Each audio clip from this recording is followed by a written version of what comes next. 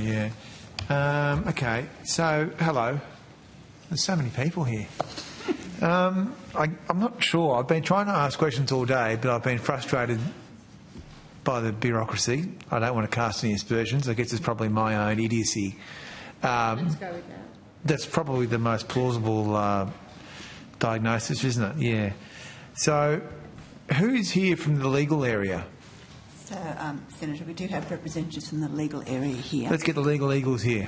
From January 12, the department did restructure groups. Yeah, we heard all about this. And so revenue, this group that Controversial. now the Deputy Secretary for is Revenue, Small Business and Law Division. So Yeah. you can ask questions of Law Division, and I'm here and I've got staff Is this here. part of your great anti-red tape endeavour, is it? We reduced the number of Deputy Secretaries. Well, hopefully it's a more efficient machine for you, Ms Brown. Happy to get your questions. Well, I want to ask the legal eagles some stuff. Can we get the I've got- Mr. Legal Man? Mr Hertzberg here. All right. Yep, Mr. Hertzberg. How are you? Nice to see you again. All right, so do you deal with the FOIs? I do, Senator. David Hertzberg, Acting General Counsel at the Treasury. You get a few there at Treasury, do you? We get a few. I think we got about 260, around 260 this financial year. 260? Well, that's not too bad. I mean, if you were silly enough to have to listen to the Senate, you'd hear Minister Gallagher and Minister Ayres complain about thousands of OPDs, so 270 is good. Well, that's FOIs. Yeah, but that's good. The OPDs are on you're top of complaining that. about, The OPDs are industrial on top of that. scale OPD. As are the questions on notice, as are everything else. Well, one thing the Australian people want is politicians who work hard. That's what they want. There's certainly politicians that work hard in this building. It's not consistent across the building, but there are. Well, I think this is a good time for some truth and transparency.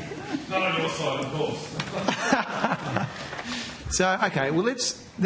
I want to ask you about.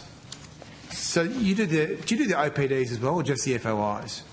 So if an order for production comes in, we do provide advice to the relevant area that might have the documents and ultimately the office. Yeah. Now, you do understand that those are separate processes, don't you? Absolutely. That if a senator moves an OPD and is fortunate enough to have that approved by the Senate, that's quite separate from a citizen coming along and seeking documents under freedom of information. Absolutely, Senator. Even if those two persons are the same person. Yeah, as you know, Senator, the FOI framework is legislated. There's an FOI Act which is quite clear about how the FOI regime operates, and we make sure that we give decision makers advice about how that Act works, and our OPDs operate under really Senate convention.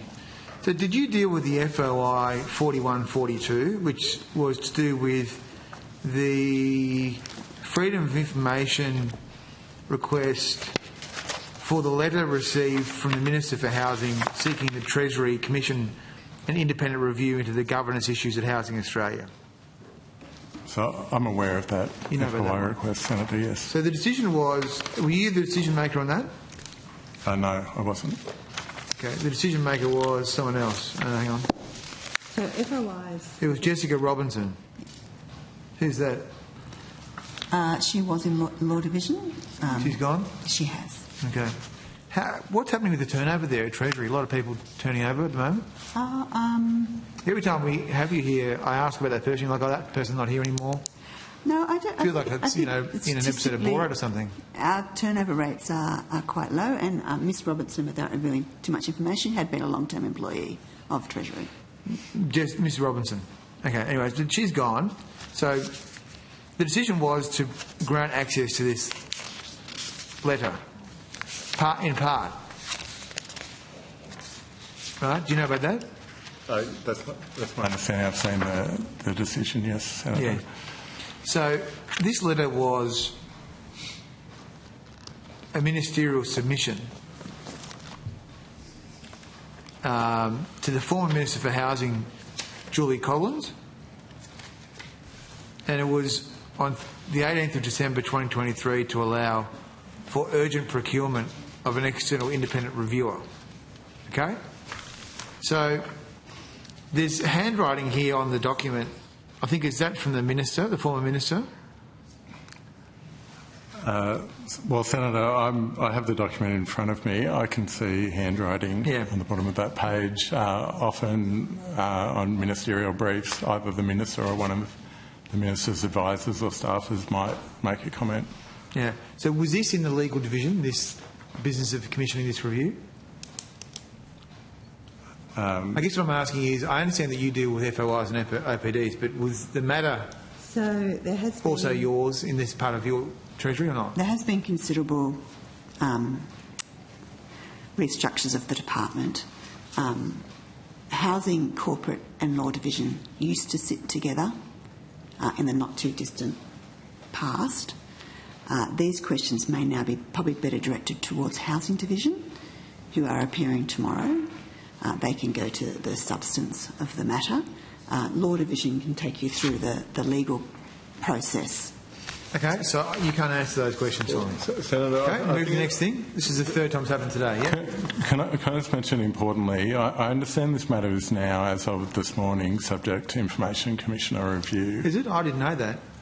So we received a... Did you write to me? We received an email from your office seeking Information Commissioner review of this decision. This decision is, and that's your right as the applicant to do that. The matter's before the Information Commissioner. The Information Commissioner, as they do, will look at the documents and make a decision about whether any more of that document can be released to you. But that you're saying, Ms Brown, I should talk to Housing about that? On the substance of the That's FOI. Fine. I understand. Yeah. I'm doing my best here to navigate the bureaucracy. But given what Mr Hertzberg just indicated, it might be inappropriate to comment too much further, given that it's now in front of the I'm sure. Information Commissioner. You should have had a chat to your very efficient office where you've obviously cut enough red tape. They're firing that off without you knowing. Okay, well, let's go to... Let's not cast aspersions. Senator Bragg. 2 minutes to 6. Let's go to... Okay, is that bad? We're going to finish at 6, but okay. You can come back. Right. We're going to come back after. All right, well, let's... I want to... so there's another FOI where I want to ask you some technical legal questions. Am I allowed to ask you those? Okay, great. This is a victory for humanity. So, FOI 4065. Now, I can tell you what it's about, if you want to know. It's about the modelling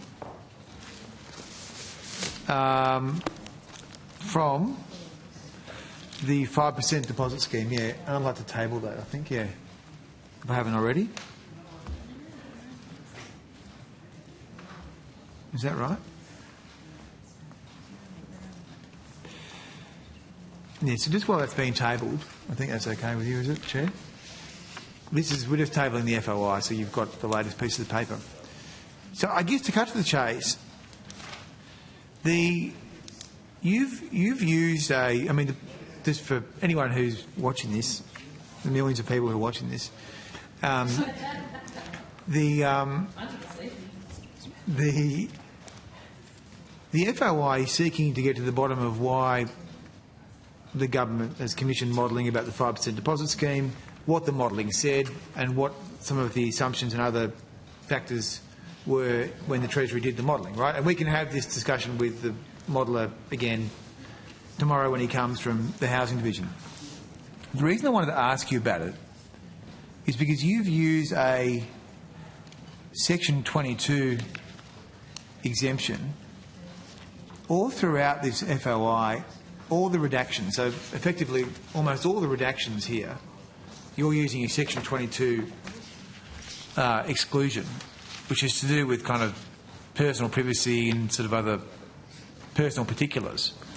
But it's right throughout the document, including Section 4, where it says factoring in the supply response, where I imagine, I'm not a super duper expert here, but I imagine that's where the Treasury would have said, look, there's actually some factors here that might affect our modelling and the numbers. There are some sensitivities there are some variables, but that's been given a Section 22 exemption by you, the Treasury, which you deem as irrelevant. The whole section of factoring in the supply response you deem irrelevant. And so just look, given that we have had a bit of a rocky history of Treasury filing FOI exemptions which aren't quite in line with the law or the conventions, I'm a bit worried that you might have used the wrong exemption here and you're blocking access to information that should be in the public domain that actually has nothing to do with personal particulars or personal privacy. So can you enlighten me, please? Senator, so I understand this decision is also subject to Information Commissioner review. I can say that Section 22 is a provision that allows a decision maker to delete irrelevant material where that information is not in scope of the request. So here the decision's been made, and I've got the decision in front of me, that email addresses and phone numbers isn't in scope of what the applicant asked for, which is information about modelling and price impacts. So that information isn't directly relevant to that modelling. The decision maker's made that decision.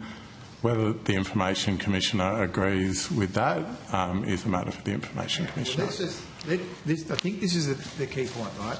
Can we make this your last question and then we'll go to the break, and you can continue after the dinner break.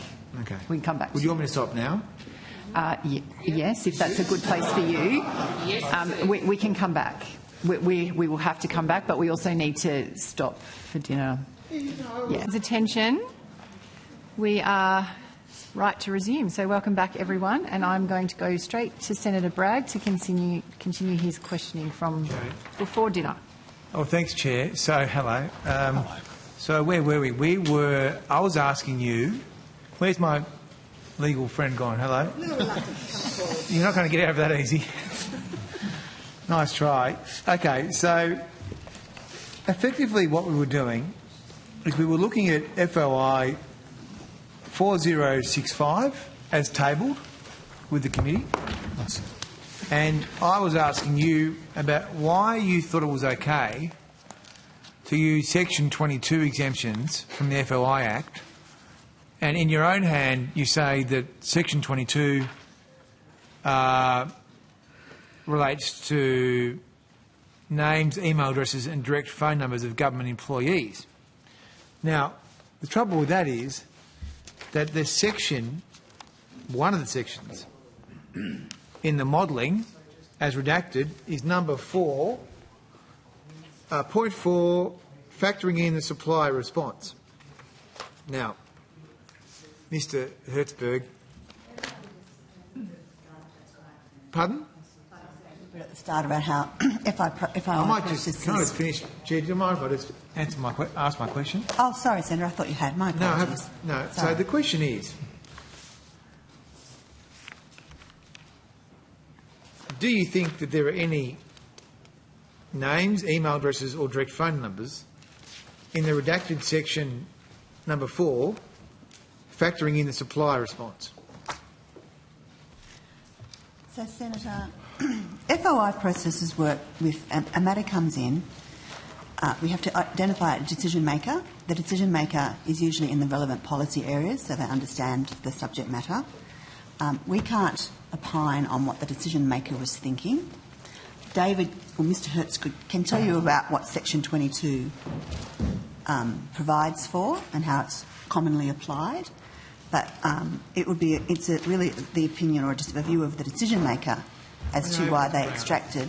And when we send responses, we do include information on rights of review, so that there can be a review process if an applicant wants to challenge a decision of a decision maker, and it is then escalated through the organisation to another decision maker. Well, before you add to that answer, Mr. Hertzberg, Ms. Brown, I don't know that it's a reasonable position for you to argue that you don't know what was in the mind of the decision maker, given the changes that seem to happen to Treasury on a regular basis. I mean, the Treasury Department, in which you are one of the accountable officers, is making judgments about the FOI system. So my question to Mr Hertzberg is, do you think that there are any names, email addresses or direct phone numbers in Section 4 factoring in the supply response on the modelling about the 5% deposit scheme? Well, Senator, we have had a stable team. The FOI team's quite stable. There are very experienced people in my team. We haven't had a great deal of turnover. The decision maker has made the decision that they've made. As I said, this decision's before the Information Commissioner on review. Yeah. I don't think it's appropriate for Senate estimates to be used as a forum to conduct that review. That's before the Information Commissioner. What I will say is, under the Act, we have the ability to provide a revised document set, and we're happy to look at it. If there's been some sort of error or some sort of application of Section 22 and we agree that it shouldn't have been applied, we can offer a revised document set to the Information Commissioner. Well, it's always good to admit when you're wrong. What is Section 22? No, surely you're not going to do that. What? Admit that you're wrong. Pardon? You're going to admit that you're wrong. Oh, look, I'm sure that there are many times when I've been wrong. Come on. It's hard to believe, I know, but it's true. So what is Section 22 then? What sort of exemptions does it allow for? So I've got the Act here, Senator. Section 22 is not an exemption. It just allows you to delete material if it's irrelevant. So say you ask for documents about modelling, and we've got a document that has a passage that covers that modelling, and another passage that's got nothing to do with that. That allows us to redact that irrelevant material. So the FOI was any and all correspondence, briefings and other documents, including emails and messaging on mobile phones related to Treasury's modelling regarding the market and housing price impacts caused by the government's expansion of the home guarantee scheme. So Section 4 in the modelling, the supply response, I would have thought, given there are two sides of the market, the supply side and the demand side, would have been germane to the actual modelling itself. So I don't know that I understand how the Section 22 provision on irrelevance could have been applied to the section dealing with the supply side of the market. Senator, I think the officials have offered two responses. Firstly, this is the subject of, the process with the Australian Information Commissioner. It's pretty difficult for officials to answer, given that process is underway. Secondly, the judgments that are made in relation to this have been made by an officer. It's hard for them to put themselves in the mind of that person. Thirdly, it's redacted, so I don't know what was in there. So it's actually pretty hard to form a view at the table about something that's not available to them. And now you can continue to ask the question in different ways, but I suspect that the answer is going to be the same. So who's responsible for FOI at Treasury? Well, we provide advice. We provide advice to decision makers in Law Division. When a request comes in, we assign it to the relevant area. If you ask a question about housing issues, a senior executive service official with authorisation under the FOI Act will be assigned as the decision maker, and the people in their team who have access to the documents will find the documents. So in the case a citizen asks for the modelling underpinning a government program like the 5% deposit scheme, as has happened here, someone in the Treasury, in this case, the decision maker was, whoever we said it was before, Nicholas Dowie, is that right? Was he the decision maker on this one? Yes, he was, Senator. So Nicholas Dowie, he's a decision maker. He signs off on it. That's right. And does he do it with advice? But Nicholas Dowie is in the Housing Division, right? That's right. Okay. But does he do it with legal advice from the Legal Division? Yes, we assist him. And you assist him? Yes. Okay, so in this case, did you provide advice about using the Section 22 exemption? We can't determine that its point, we'd have to go. I'm sorry, but if the official knows the answer, he's replied to answer it. Well, we wouldn't normally disclose the contents of legal advice. I'm happy to take on notice whether advice.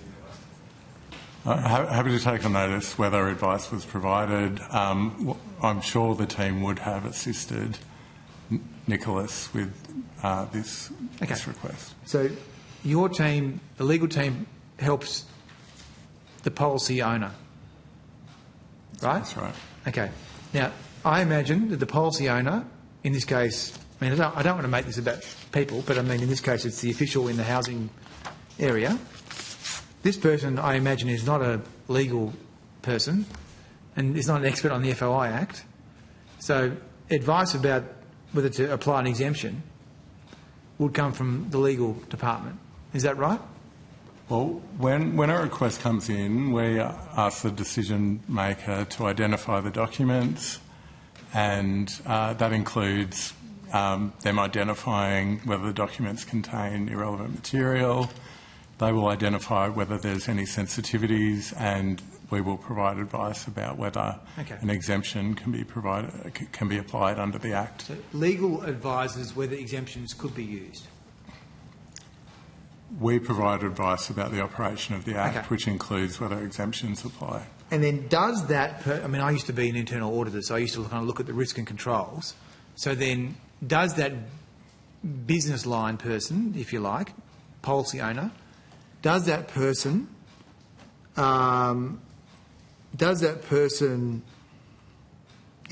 given options about whether they could or could not apply exemptions or different types of exemptions? In some cases, we might have a discussion about whether an exemption applies. We wouldn't offer options like that, but we might have that discussion, or we might be asked. So you would usually give you'd give a preferred, or you'd give a recommended approach. Yeah, which includes an observation that the FOI Act is pro-disclosure. We understand the objects of the Act. And we're legal advisors. We advise decision makers on the operation of the legislation. So, finally, I think we're there. So, the person that makes the decision about whether to use or not use an exemption is the business, the policy owner. That's right, Senator. Not you. That's right. You give advice, though. That's right. And they decide. So, in the case of this 4065, the 5% deposit scheme modelling, did you advise using the Section 22 exemption? I can take on notice whether any advice was provided. But surely some advice was provided. Well, I can take that on notice. I might also mention Mr Dowie should be appearing with Housing Group tomorrow morning. Okay, I think we've gone as far as we can there. It's might be a bit of a black hole, I think. Anyway, You're at 10 now. Okay, you want me to go to the next thing? You want to rotate? I'll rotate the call and then I can come back to you. More things. So I'm going to go to Senator Pocock. Okay. Yep, thank you. Thank you, Chair. Thanks for being here. I've got some questions.